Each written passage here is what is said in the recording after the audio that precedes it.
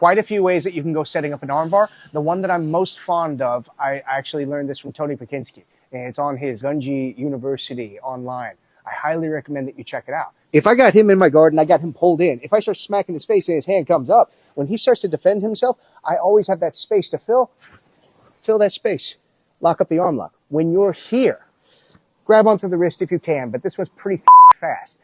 Push your knees away, pull your heels in, look over your shoulder. Even if they stack you, it's still stacking into the arm lock. I think that's one of the most efficient ways of doing this, but one of the ways that I pull it off quite a bit is I have him here and he starts to push off of my chest.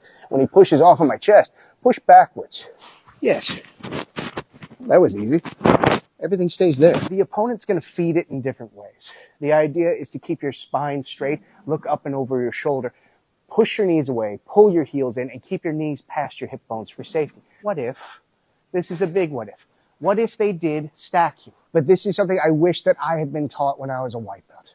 If I have him in an arm lock, doesn't matter how I set it up, if he stacks me, put all your weight on top. Yes, the idea of inverting for an arm lock.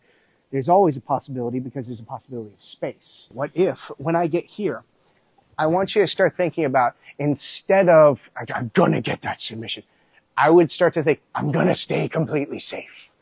I want you to stay safe. So when I get here and I get stacked, put all your weight, put my knee in my, yes, I like that.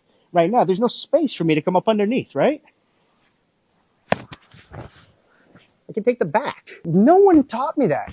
Like, it took 20-something years to get to that one point where it's like, no, you don't have to slip all your vertebrae for a submission. You can just take the back. Let me explain that a little bit clearer. Put my knee in my face and pause. When I get to here, the idea is this leg stays connected, but it circles around. When it circles around, my knee is going to bump him off into the side. Now from here, I start to take the back, get up on my hip. Depending on what he does, let's say you just sit on your butt and sit up straight. There's a lot of cool things that you can start to learn off of this. But the very first and coolest thing was self-defense.